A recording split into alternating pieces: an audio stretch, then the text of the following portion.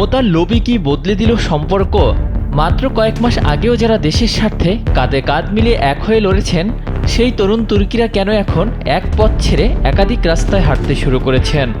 নতুন রাজনৈতিক বন্দোবস্ত প্রতিষ্ঠায় মতপার্থক্যের কারণে এনসিপির পরে রাজনীতির মাঠে আসতে চলছে নতুন আরেকটি প্ল্যাটফর্ম।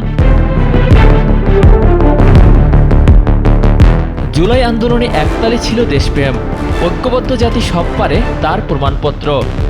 ধারণা করা হয়েছিল এই তরুণদের হাতে হাত রাখাই বদলে দেবে বাংলাদেশকে। কিন্তু দেশ পরিচালনার সুযোগ আর ক্ষমতার হাতছানি কি বদলে দিল তাদের সম্পর্ক?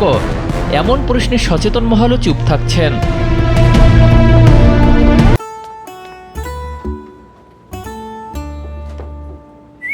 এই ঈদে জুয়েলারি ক্লোদিং এ বিকাশ পেমেন্টে ডিসকাউন্ট।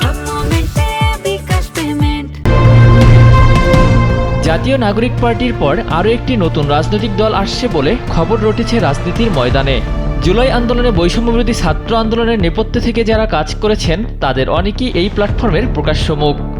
সদ্য প্রকাশিত নাগরিক পার্টির লক্ষ্য উদ্দেশ্যের সঙ্গে একমত হতে না পেরে আরেকটি রাজনৈতিক দল নিয়ে আসছেন জুলাই আন্দোলনের আরেকটি অংশ।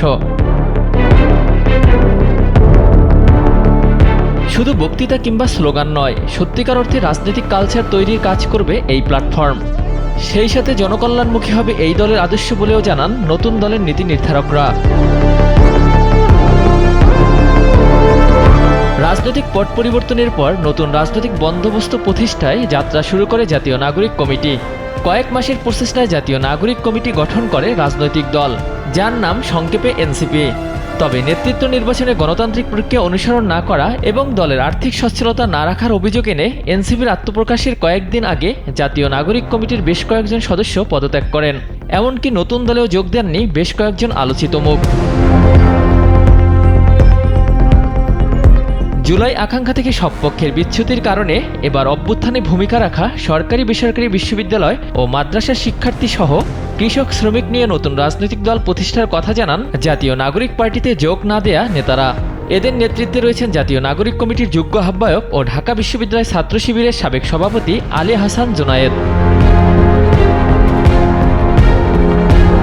গণমাধ্যমকে জুনায়েদ বলেন, রাজনীতির কালচার যদি এখনও পেশিশক্তি নির্ভর এবং চাঁদাবাজি ও দুর্নীতির আশ্রয়স্থল হয়, তাহলে জুলাই অভ্যুত্থানে শহীদের রক্ত এবং আহতদের আত্মত্যাগ বিলীন হবে।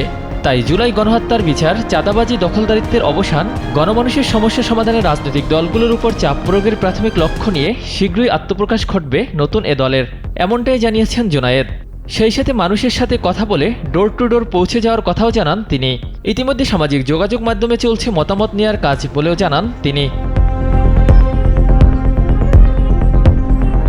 জুলাই আন্দোলনে কাঁধে কাঁধ মিলিয়ে আন্দোলন করলেও রাজনীতির নতুন বাস্তবতায় নাহিদ হাসনাত সার্জিসদের সাথে জুনায়েদদের পথ এখন ভিন্ন।